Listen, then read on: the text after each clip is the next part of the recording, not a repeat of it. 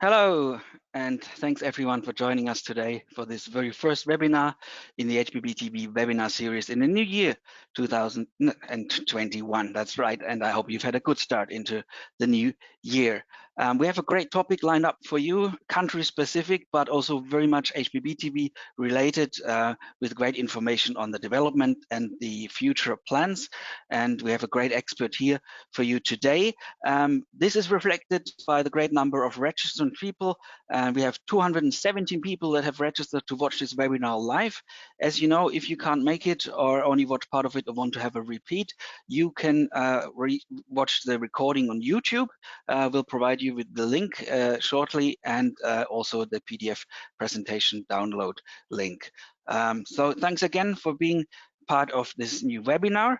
And before we get started, the disclaimer: as you all know, the views represented by the presenter and his company are not necessarily the views of the HbbTV Association. And before we get started, let me introduce you to the topic. It's about lessons learned and challenges ahead in LOVEStv. As you know, it's the Spanish TV platform operated by the main Spanish broadcasters. And I welcome Xavi Redon from Barcelona, who's Senior Product Manager, Product Strategy and Innovation Direction at Cellnex Telecom, and at the HbbTV Association. He's also a steering group member and the association's treasurer. Welcome, Xavi, and we're looking forward to your presentation. And before I forget it, as usual, there's the opportunity to post questions. Please use the chat box for the questions, submit them to us throughout the whole presentation, and we will respond in the last 15 minutes of this webinar. And please keep your questions coming in throughout the presentation, and then we can have enough time to look at them and sort them for you. Thank you. Over to Barcelona with Xavi. Thank you, Jorn. And okay, I show my screen. And are you seeing my screen right? Yeah. Vale. Esto es lo que encontraba en... Sorry. Okay. What I'm going to first of all, thank you, HbbTV, for giving me the opportunity to explain what is and how is it going in LOVEStv and what are we planning for the future. And LOVEStv, it's a topic that has been explained in HbbTV symposium in the past, and it's a platform that started in 2018. Sorry, this is not January 19th. Sorry, yeah, January 19th, 2021. Sorry, but the platform was started in 2018, and it's been 2.5 years since it was launched first time. And now, first, before continuing, I want to show some disclaimers. This is not an official LOVEStv position. This is Xavi Redon and Cellnex view, but Cellnex is the technical provider of the platform, and therefore, and then I have also shared this presentation with the LOVEStv broadcasters. They are okay with it. What I will show, or what you will learn in this webinar, I will explain my views on why is appeared LOVEStv and what are the needs that it is solving. What is, and you will see a live demo. It could be all the live demos are risky, but this is a service that it's on air and it's working, and I will show you how it works. How is it going? I will give you some figures. Numbers of how many users and how many plays are there, and I will give you some tips about how it works technically. How have we implemented it, and finally some evolution that we are planning, things that we are planning for the future. And you will realize that I am a horrible artist, and this is I'm sure that this is not the reason why you are here, but you will learn that anyway. And whatever you want to ask, as Jorn have said, you can post your questions, and I will be happy to answer in the last part of the webinar. Let's start. Why LOVEStv? In LOVEStv, it's a Spanish platform, and Spain, it's a country that it's has its a specific distribution of distribution systems. And as you can see here, DT, digital terrestrial television, it's having 74% of the audience share, while pay TV, the TV pago, it's the pay TV, it's having 25%. It has moved in the last year from 25.7 to 26.4, and this is the maximum that has ever had in the past. And this is important because digital terrestrial television used to be 80% and now it's 74%. That means that the pay TV it's growing, and the pay TV it's made of IPTV, cable, satellite, and OTT services. And of course, all these services are competing with the terrestrial television with for the attention of the viewers. All this information is coming from the audience measurement in Spain, managed by Kantar, and also the data coming from Comscore. It's analyzed by Barlovento Comunicación, and this is the agreed data of the distribution of terrestrial and others in Spain. And then what happened? The TV set, it's connected through cable, satellite, and terrestrial. Of course, in Spain, it's more in terrestrial, but there are other broadcastings. Of course, there are also some devices connected through the internet that are not related to broadcast, are only internet. And this is a line that divides what is broadcast and what is broadband. And also the TV set is connected to internet. Then the TV set, it's half broadcast and half broadband. If we look at the broadband part, I see that there is an OTT environment where mainly VOD, that it's not related to broadcast in any case, or not related to linear TV. And there is another environment that is more related to linear broadband or linear TV. It's the IPTV. Of course, there are some the borders are not very specific in some cases, and you can see that the broadcasters in Spain, the main broadcasters are Atresmedia, Mediaset, and RTVE. Of course, there are others. There is the regional broadcasters. There are some other broadcasters, but these three are accounting the 70% of the audience share. If we look at the IPTV environment, there is Movistar, there's Orange TV, there is also Vodafone, there's Justel, there are some others. This is a sample. And in OTT environment, the most key players are Netflix, DAZN, HBO, and Filmin, and other players. And in this environment, what have the broadcasters done? Broadcasters have started some services for competing with the OTT in the OTT environment. There are services that are not related to the broadcasting. It's pure OTT services like Atresplayer, Mitele, RTVE, Televisión Española a la Carta, or RTVE a la Carta. And these services are providing the video on demand of all the contents from these three broadcasters.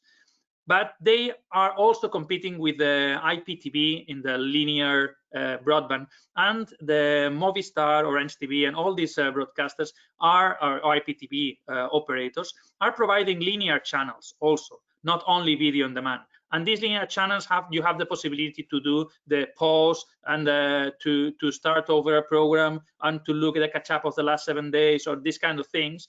And this is where LOVEStv is providing a solution, is enhancing the broadcast in order to compete against all these platforms that are providing enhancing of the linear TV in the broadband environment.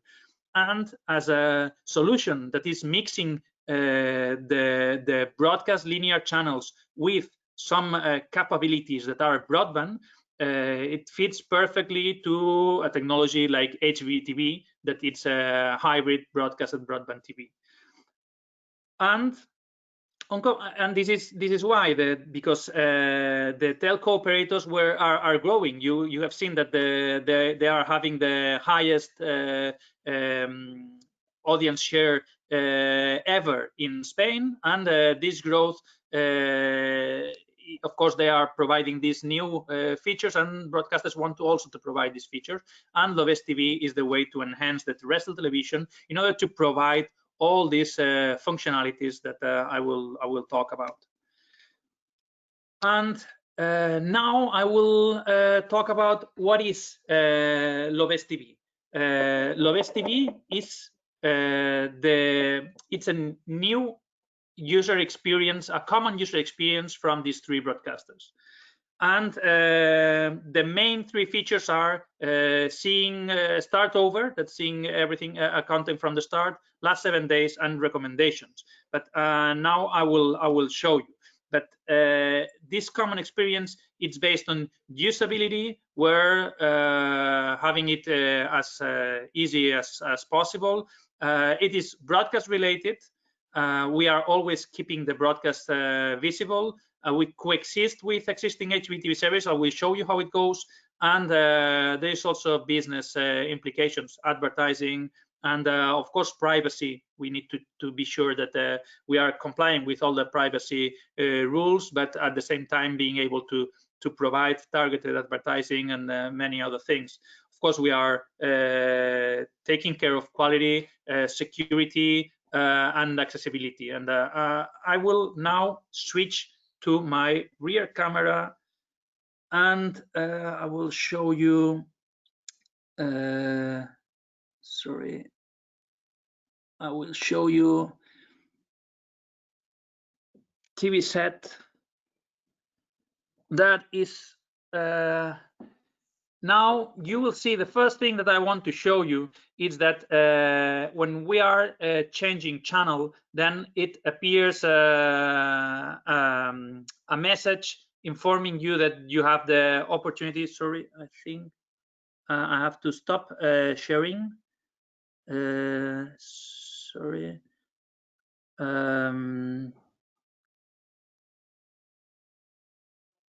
Now I hope it's fine. If you have, if it is not correct, Jorn, please. It's fine. We are in full screen mode. The presentation is perfect. Okay. Then if I change channel in the Spanish on-air with a TV set with LOVEStv enabled, then you can see here is a message saying press the blue button for enter LOVEStv, press the yellow button in order to be in to do the start over. And you see that the logo, it's not exactly the same in different channels.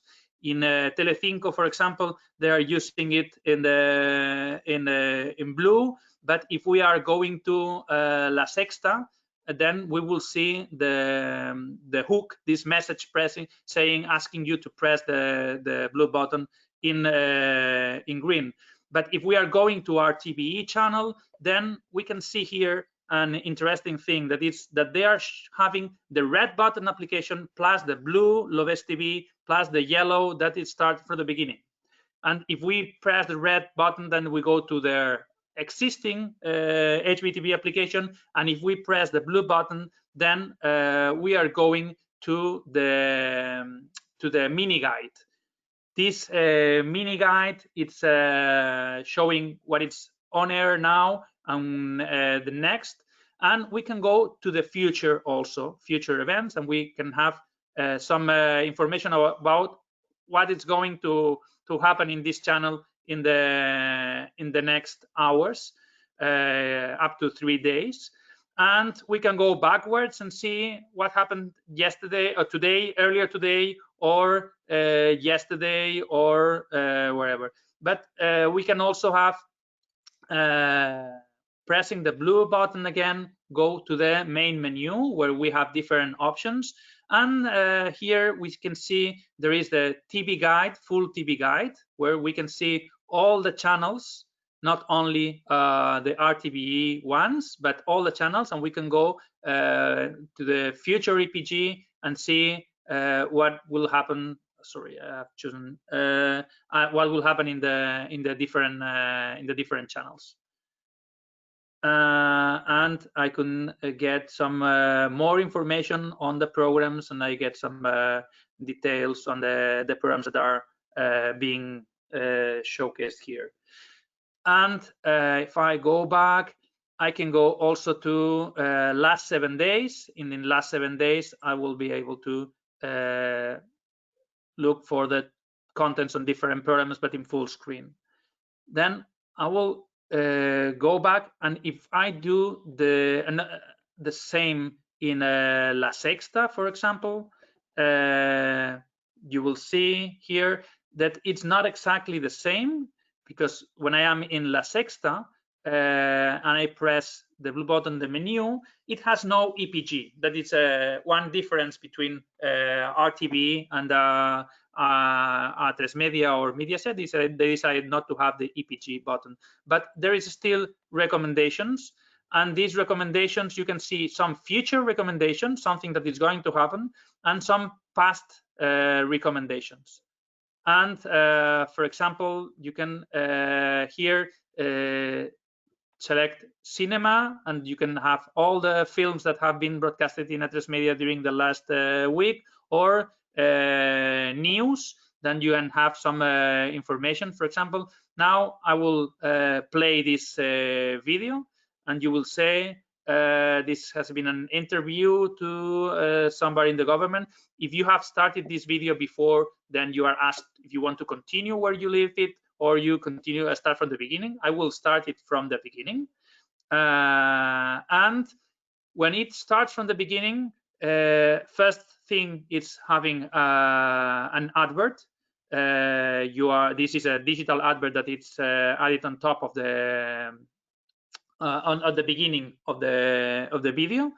And after this advertising, then I don't know if there is only one or there are more than one adverts.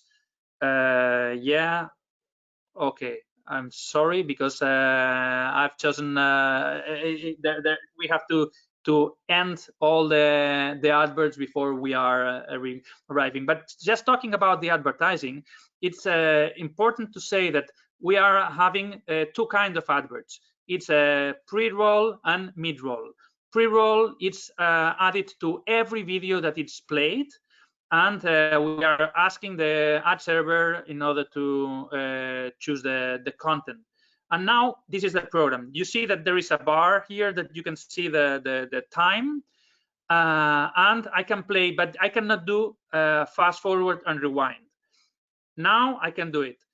The situation is that during linear ads, we are not removing the ads in the first 48 hours of the program.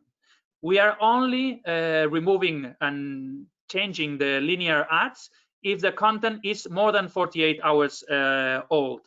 For contents from today, yesterday, or the day before yesterday, we are keeping the linear ads, the ads that were broadcasted in linear TV, and then we are just blocking the advertising in order to have only during the advert, we are not allowing the user to do fast forward rewind, and then it's the option for the end user, for the user to they have to watch the full video. Then I will quit this program, and I will just go to another channel. Sorry, I have chosen the right button. Okay, and yeah,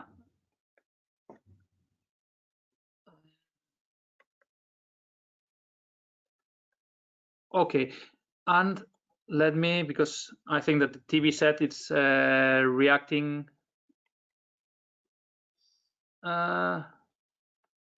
Sorry. Okay, then you have seen more or less the features and how is it working. How is the HbbTV work? I will come back to my presentation and go to the surf front.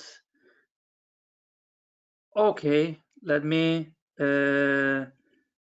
present again and share my screen. Okay, are you seeing my presentation now? Yes, we can see it. Thank you.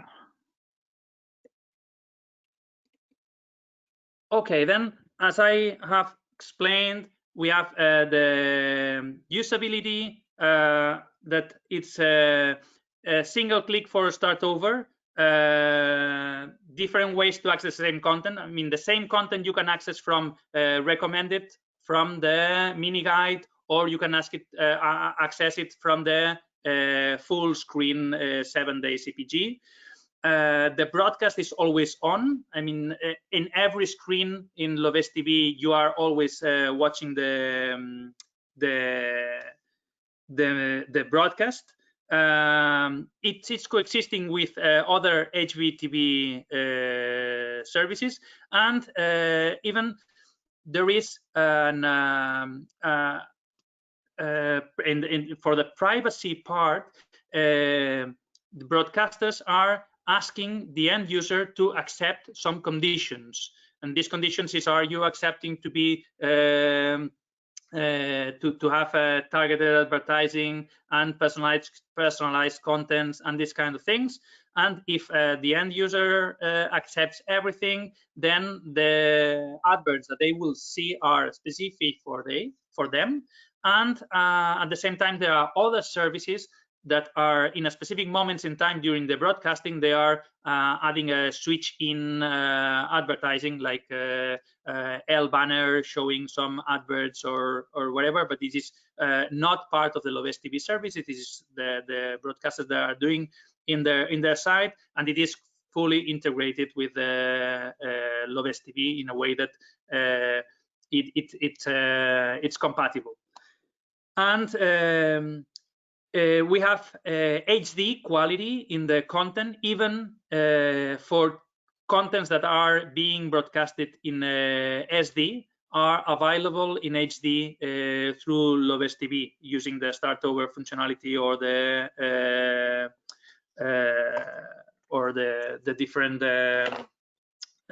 different channels. And the EPG accuracy is important. As you have seen in the demo, when I start a program, this program starts just from the beginning. And this accuracy, I will explain you how we achieve this accuracy. It's not been easy. And as you would probably know, we have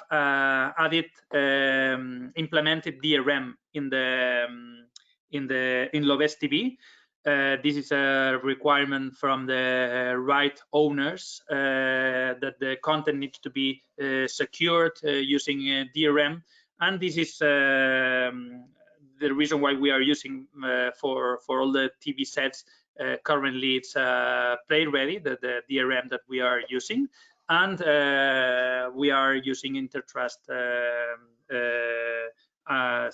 key server for delivering these keys. And accessibility, it's also key. We are having subtitles. If the content in broadcast is having subtitles, then we are transferring it to the LOVEStv. I have to say that our first intention was to use the TML for that subtitling, but unfortunately, some TV sets that are in the whitelist of LOVEStv were not able to manage that, and then we end having a JavaScript subtitling, and it is working fine in all TV sets. And we also have multiple audios that we are using the configuration in the TV set in order to select which is the audio that we are using. And this is what is LOVEStv. And please, if somebody has some questions, ask them on the chat, and I will answer them later. And I will now go to this next question. How is it going? 2 years since LOVEStv started, and let's assume that this square here are all the TV sets in Spain. This is 39 million TV sets that more or less we assume that is dot something, 2 dot something TVs per household in Spain. And these 39 million TV sets, according to the information that we have from GfK, 15 million TV set of these TV sets are smart TV. Are TVs that can be connected. I'm not quite sure that these TVs are connected, but are smart TVs. And from these 15 million smart TVs, there are 9 million TVs that are compatible with LOVEStv, because LOVEStv is for the smart, for the start over functionality, we are using for all the streaming, we are using MPEG-Dash, and for the DRM, we need HbbTV at least 1.5. That means that all the TV sets that are 1.0 are not compatible with LOVEStv, even if they are smart TVs, even if they have HbbTV. And the TVs that are compatible with LOVEStv are more or less 9 million, and it's including TV sets since 2000. The oldest TV sets that we are having is 2014, and some of 2016. 2016, that's a big part of them, and the majority of 18, 19, and 20 are LOVEStv compatible. And from these 9 million, 1 million is active each month. It means that every month there's 1 million people that it's pressing the blue button and playing some contents. Of course, there are users that are playing every day a content, and there are users that are connecting once a month. And what we are seeing is that more than 2 million TV sets are added to the LOVEStv every year, and this is growing. In Spain, the data that I have from the GfK from 2020, that was that 2.6 million TV sets were sold in Spain. We haven't yet analyzed in detail, but between 2.5 and 3 million from these TV sets are LOVEStv compatible. And how about the number of plays? If we look at the number of plays since last year till this year, all during 2020, we've seen that in March there was a growth. March, April, important growth here in May, June, and also after summer in October. And the reality is that there are 2 kinds of growths. One growth is the growth from more devices connected. That means more plays because there are more people using it. And the other is when there is any content that is interesting, it generates a lot of access from the end users. Content is really driving the use of LOVEStv, and we are seeing it when there is some content that people is really interested in. It's all the consumption of LOVEStv. It's growing very, very fast. And okay, that was how is it going. Now I will go to how does it work.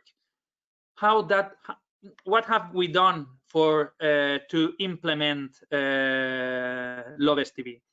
As I have told you, LOVEStv, one of the key features important in LOVEStv is the metadata platform. It's the accuracy in the EPG information. When we are playing a content in LOVEStv, we want this to be from the start, not a few minutes before or a few minutes after. At the end time is also important.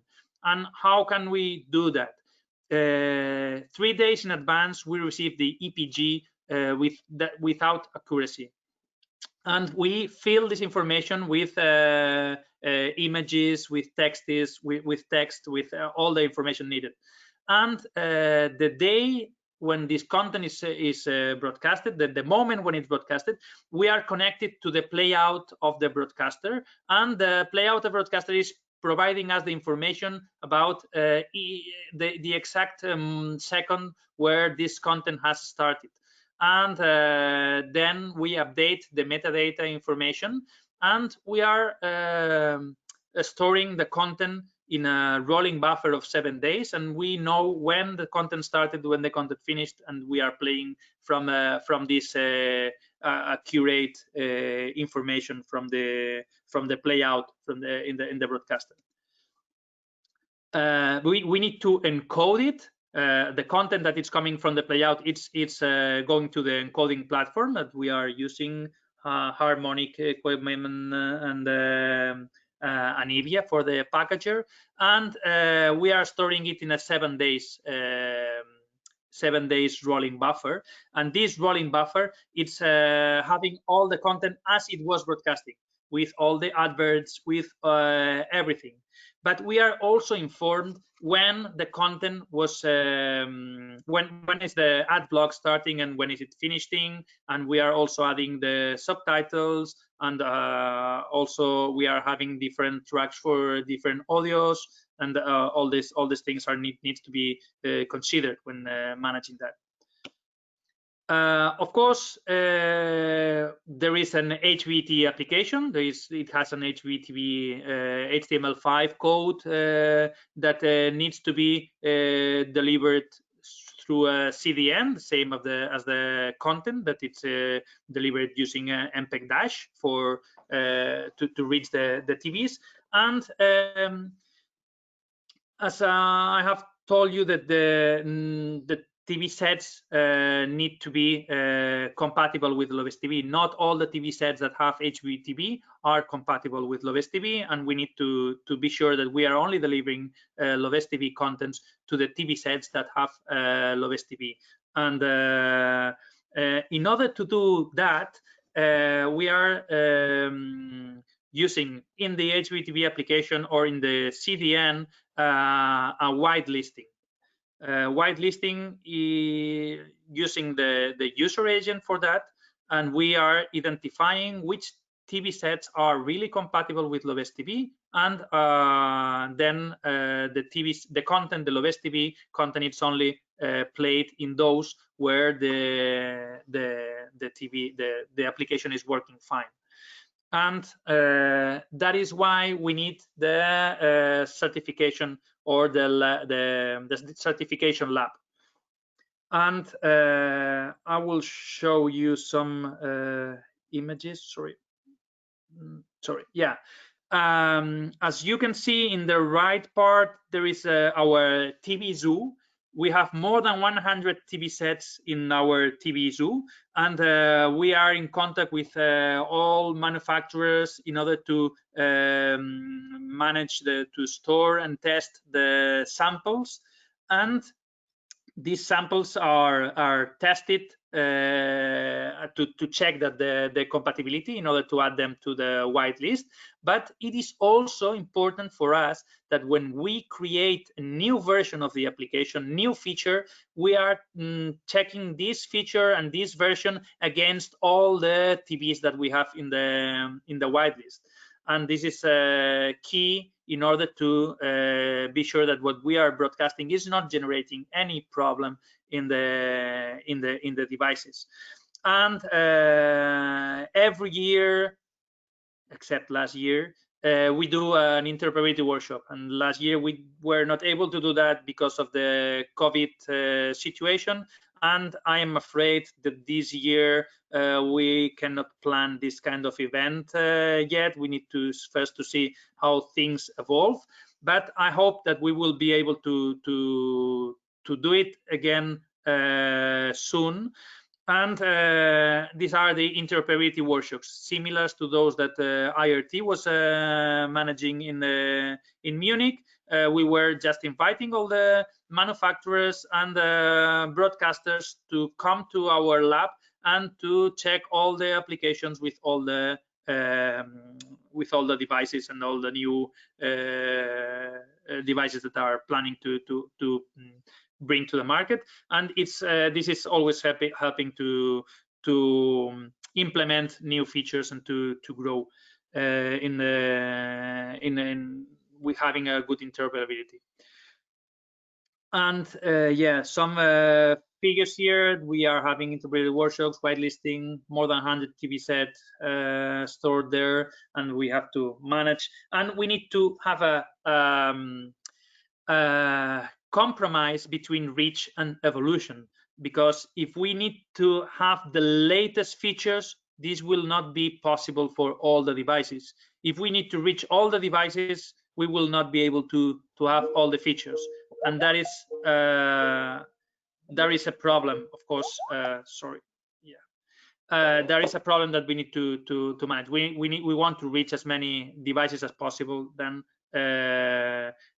we have chosen that all the devices that are HbbTV 1.5 and are working fine with LOVEStv are added to the whitelist. And finally, we are also we also need some analytics, some information, and this is not a question of profiling the end user for advertising. That it's a different topic. It's in order to be able to provide the best service possible. And this best service, it's I will give you some hints, some information about what are we getting out of this analytics. And this is one of the things is the MasterChef effect. As I've told you, the content is key.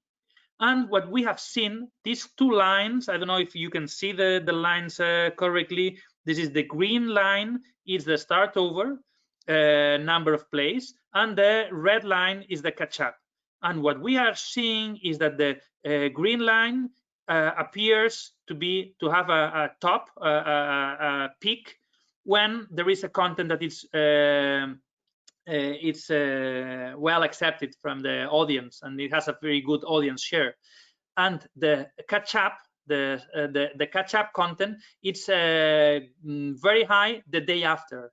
Not, of course, not the day of the event, but the day after. And the day after, 2 days after, this catch up is still higher than usual. And 3 days after is still higher than usual. And then after 3 days, or after 4 days, it goes back to the normal levels of catch up. This is very common thing that we can see, that when we have a catch up peak, we look the day before and there is an important event. Another thing that I am showing here is the weekend drop off. If we look at the number of users that are using the LOVEStv service, in Saturdays we are having less users than other days, and this is a common thing that happens every week. And we think that it may be because people in Saturdays are going to the second residence, or where they have less internet connection, or they are perhaps doing other kind of watching TV in a different way. And another thing is when we are adding TVs to the whitelist, we can see it in the number of devices that are using the service. And this is what happens here when we added some TVs with that were not new TV sets that are new in the market, but TV sets that were old. We modified something, and then we were able to add them to the whitelist, and then was a growth in the number of users. And other things that we are seeing, looking at the metrics, it's that kids have different behaviors than the grown people. And of course, it's not surprising anybody, but what we are seeing that kids, for example, love more the catch-up than the start over. And if you look at this, this is Cuatro. This is a generic channel that has generic for news and information and films and series and this generic content. And we are seeing that the levels of catch up and start over are quite similar. There are some peaks of start over going over the catch up, and catch up is going over start over. But if we look at kids channel Boeing from the same broadcaster, that is Mediaset, you see that the catch up it's higher, much higher than the start over in the kids. This could be not because start over is less used, is because catch up is much more used. Kids are heavy users of the platform, and what we have seen is that the audience share in if we look only to LOVEStv, the kids channels are having higher values than others. I mean, the kids are heavy users of this kind of services. And finally, okay, I talk about the DRM. I have already explained that we are having DRM in the LOVEStv content. That is something that we have been adding it from not directly all the platforms, all the TV sets at the same time. We are adding them not all at the same time, because we are checking that all the TVs are working fine before adding them to the DRM service. And just to finish with the evolution, what are we planning? How are we planning to grow? First thing that we are working on is new ways to access the service. Now the only way to access the service is pressing the blue button or the yellow button in the linear channel, but people is going to the smart TV menu, and they are seeing there's many proposals, like all the OTT platforms that are there, and we want to add LOVEStv logo to this menu. This is generating some difficulties because the smart TV menu is a pure broadband environment, and LOVEStv needs the broadcast in order to work. And we are mixing these two worlds once again, but starting from the smart TV menu. And we are close to implement that in some manufacturers. Seamless ads. As you have seen in the demo, when there is advertising, it takes some buffering before starting adverts. And there are some features in HbbTV 2.0 that allows us to do more seamless advertising. But there is also other possibilities, like server-side ads, that we are also exploring how to do it. There is one thing that we have seen is that people love to access the service with the less number of buttons pressed as possible. And for that reason, we are thinking on making things easier for the end user, providing some more ways to start contents without going to the main menu, but going to early accesses to the content. And of course, there's the project to do some companion screen integration. There is a search engine. Why not using the mobile phone in order to enter what we want to search? or there's other additional information that we can provide in the companion screen that is related to the content that is being played in the LOVEStv in the TV set. And finally, some of the features that we are mentioning here may take some benefit of using operator apps, and these we are also studying these options for the future evolution of LOVEStv. And I think that I have finished my presentation just in time, and we are now in the questions and answers part, and I will be happy to answer your questions if you have done your questions in the chat before. Jörn? Yes, thank you very much for this presentation, including the live elements. This is always nice to see some live TV going on and seeing what can actually happen on screen, because that's what HbbTV is all about, the live interaction. And so I'm happy this all worked well, and it has provoked quite a lot of questions. So this justifies and perfectly confirms that we have reached an important topic with LOVEStv in the Spanish market in this HbbTV webinar series. You can see the questions here on the screen. And I don't know if there's time to go through all of them, but we'll try this. A couple of things have been answered already throughout the presentation, but still, nevertheless, I would like to give you a whole overview of the questions that have come in. The question option is now closed because I think we've got more than enough than we can answer in the last 15 minutes of this session. The first one is, hi Xavi, is any certification test required for TV sets and set-top boxes to support LOVEStv's HbbTV's features? Of course, yeah, there is a certification. In Spain, we are managing a certification. It's called TDT Hybrida. TDT in Spanish, TDT Hybrida. And this certification it's needed in case the manufacturer wants to use the LOVEStv logo.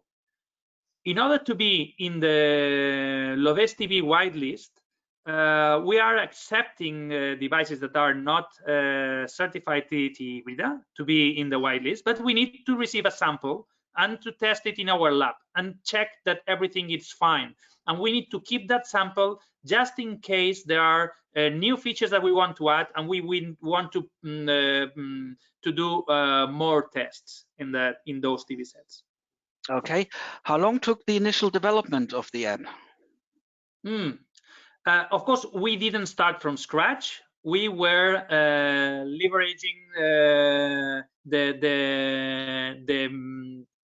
the body of the app from a FreeSat application, and it was 6 months work to customize it to LOVEStv and to prepare it. And we were also having there was Sophia Digital developing the player and the launcher, and this was an important integration that we were needing for that. Yeah, and from the go and start the first version of the application that was on air, it was 6 months. All right.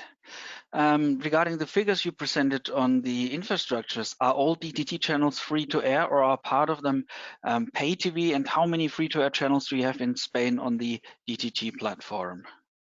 Okay, all the channels in DTT are free to air today. Okay. In the past, we had one pay TV channel, but it was switched to a free to air channel some years ago.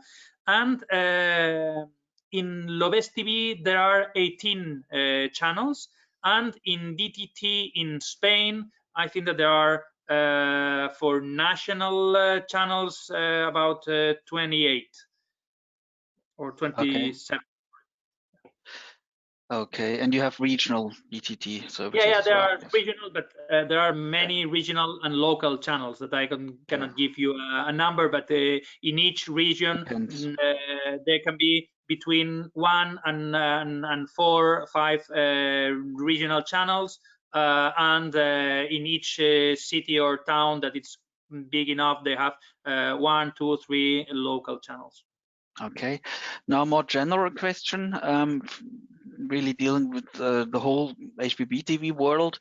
How do you feel about the color buttons that we know from the remote controls, you know, red and blue and so on, disappearing from more and more remote controls of the TV set? Of course, this is a problem for platforms like LOVEStv, because we would like to have more color buttons, because we want to make shortcuts to different parts of the application, and if we could add a new color, we would be happy to do that. And of course, removing colors, it's not a good thing for in our point of view. It's not improving the user experience, but it's damaging the user experience of these services. But we cannot we can ask the manufacturers to include remote control with the colors, and or at least, if they are using virtual ways of accessing these colors, to make it very easy and understandable for the end user. Instead, now you have Netflix buttons and so on. So I guess it's a development to keep an eye on, and also send this message to, because I know they're watching, to the manufacturers, that these color buttons are necessary, useful, and consumer friendly, to put it this way. Yeah. Okay, are all programs and TV shows, now we're back at LOVEStv, available in últimos 7 días, past 7 days? I should translate that probably. Yeah.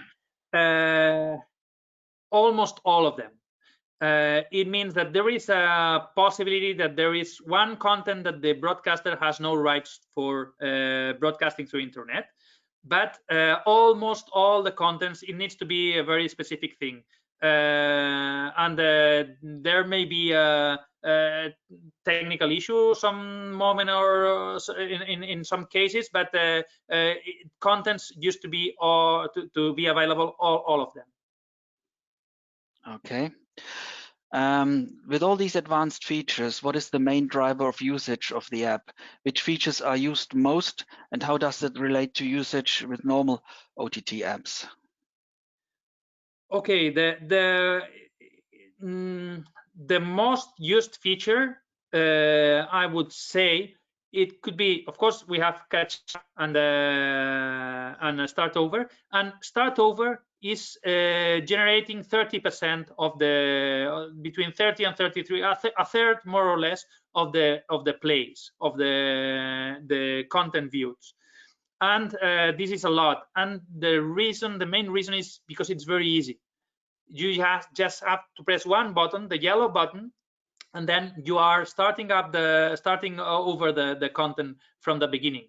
Of course, catch up of last 7 days, it's used a lot, and it's used when people know that there is a content that they missed yesterday, and they are going there for that content, and this is generating. But the driver is the content. It's nothing new nothing new here. If people want to see or to watch a specific content, then they are going to the catch up, and they are making use of it, and it is very easy compared to other solutions. If you know that content was broadcasted yesterday or last weekend, to go there without going to your tablet or to your phone, or to just using the remote control that you have in your hand for playing the content. Okay, so once again, it's the content that drives the usage. We know that from other markets. How can you identify the user after coming back to the applications? Perhaps connected to the next question with watermarking, whether you use that or not. I don't identify the user. We are not using LOVEStv to identify users. So is there registration required? Some login details, password? No. There is no registration. The only thing that we have is that there are some cookies, technical cookies, stored in the device, in order to identify that a user is a different, in order to count how many users do we have, in order to be able to know if there is one user accessing twice, or 2 users accessing once each. that's important for us to identify in order to be able to define the scope of the service. But to define how to manage the CDN and to balance all the services, that we need all this information. But we are not identifying the user at all. So there's also no tracking and so on. No. Okay. I think what the viewer might have wanted to know is the practical example of, let's say, you watch a show in on-demand mode and in playback through the broadband line, and then you switch off the TV set, but you haven't finished watching the show. You switch on the TV set the next day and want to resume watching it at exactly that moment. Is that possible? How is it made possible? This is possible. It is stored in a cookie in the device, okay. not in the server. So the broadcaster doesn't know that the show ended at this stage by viewer number A and then resumed the next day. Is it just local? That's correct. Okay. Yeah. Regarding this host mechanism, the question is related that comes up next. Do you use watermarking? Perhaps that's something DRM related as well. No, we are not using watermarking, and we are currently LOVEStv. It's only working for TV sets that are connected to the DTT and to the internet. TV sets that are connected to network cables, are receiving from satellite or are receiving from other means, are not having LOVEStv options. I mean, IPTV TV sets are not accessing LOVEStv. And that is one reason why ADB could be ADB phase 2 could be interesting for promoting a platform like LOVEStv in the IPTV environment. Okay, a related question has just come in. What kind of DRM mechanism is used in this application? I believe you've had a release regarding Intertrust from America, a collaboration. Yeah.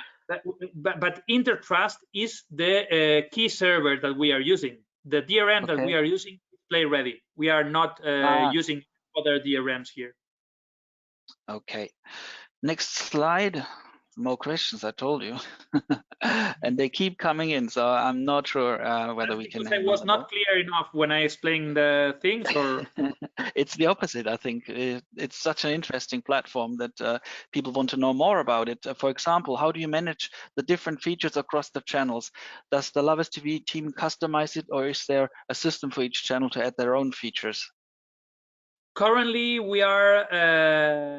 There is no human interaction or choosing the editorial. For example, the recommendations are done automatic according from the hour when this content has been broadcasted. Every prime time content is being part of the recommendations. It is not a human interface that is choosing the contents. If this is the question, I don't know. How did you implement pre-roll ads, client-side ad insertion or server-side ad insertion? The same question also refers to linear ad breaks. Yeah, client-side is the option that we have chosen, and we are working on server-side. But server-side, of course, there are different ways of implementing server-side. But if we want to be efficient and not creating one stream per viewer, but creating contents coming from different sources and being displayed in a single device, this is not working fine in enough TV sets to implement it very soon. I think it's something that we need to work on to find a way to make it work in enough amount of receivers, but this is not the case. Another interesting question, because some apps have recently appeared for handicapped people. Do you have a barrier-free services for handicapped people? There is, as I told you, accessibility is important, but what we are doing is multiple audios. One audio could be just the audio description and subtitles. These are the two handicap or the accessibility features. But of course, that I understand that there are some room for improvement in order to have menus that are spoken, or I don't know, there are many sign language streams that could be used. I don't know, there are many things that could be done that we are not yet there. There's an associated question that's come in. Does the LOVEStv catch-up respect all the characteristics of the broadcast content, like subtitles or various audio streams? Is that all available when you watch on demand? Okay. Yeah. Everything, and I have to give another important point, that it's that the RTVE, for example, they have regional contents, and we are also managing the regional contents. If you do start over and you are in a region with regional contents, it's not implemented in all the regional contents yet, but in some of them you can just press the yellow button and watch the content that has been broadcasted only in that place. That means that we need another encoder, another rolling buffer with 7 days only for that region, and this is also things that we are doing in LOVEStv. Okay, question regarding the background of this all. What are the numbers regarding the CDN traffic, the current and the annual growth rates? I don't have the figures right now to provide with that, but it needs to be according to the number of plays that I have shown before. And only thing that I have to say is that we have had some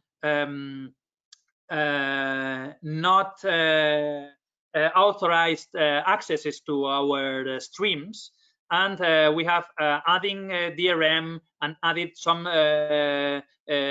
protection in the token generation. We have removed those. Then if we look at the CDN consumption, we could see some strange things there due to these effects, but it has to be related to the number of plays, more or less. Interesting, always, of course, to keep an eye on CDN traffic when you see unusual happenings, and regarding security, of course, that's an important element. What kind of manifest manipulation have you done to get the start over working? I think you've addressed that already a bit. Okay, yeah, but we are doing manifest manipulation for start over. That was using with the help of Soft Digital. We were working on that. Okay. What special features, functions does LOVEStv require on top of HbbTV? So is it a plain specification-based service, or do you have some additional functions? No. LOVEStv, it's based on HbbTV 1.5. 1.5. Okay. Features from HbbTV 2.0 are also things that we are working on, like using UHD or HDR, or this kind of all these new features of HbbTV 2.0. Companion screens, seamless transitions for videos in MPEG-Dash. All these kind of things are also of our interest, and we want to implement them. But we need them to work in as many devices as possible, and we need to be to check all the devices that are in the whitelist before implementing them. Yeah, that's where we are now coming towards in the questions. The TV Zoom, you've shown images of your team. How big is that team to test the different TV sets to make sure it's all compliant? How many people? Okay, we have a team in our lab that are I think about three people, and we have some external resources that when we need them, we ask them to join. But for some specific moments, we could be needing some more of that. Okay, good. Employment opportunities, always good. Now, the last two questions, we've already addressed them in parts, but it's interesting to see that people are interested in that. Is especially then, since this is a question referring to anyone operating in the HbbTV community, are you planning to deliver LOVEStv on different devices than TV sets? You've mentioned companion devices like the mobile, I think, where you can use search functions. At the beginning, I explained that the LOVEStv, it's a platform from the broadcasters, and the broadcasters, they already have their own platform for the OTT environment. At least for now, they are not planning to use LOVEStv as an OTT, a pure OTT service. Then if you want to watch the contents from one broadcaster, then you need to download the application from that broadcaster. If you want to watch it in the TV set, then you better use LOVEStv, that it's just pressing the blue button and you are there. Okay, last question. What about HbbTV targeted advertising, the specification, and ADB2 integration? You've briefly mentioned ADB2 already as something that's of interest. Yeah, ADB2, as I have said when with the question from the watermarking, yeah, it could be interesting in order to reach all these users that are accessing through IPTV. And target advertising, the way I understand this specification is going, it's very, very interesting for digital terrestrial television in order to add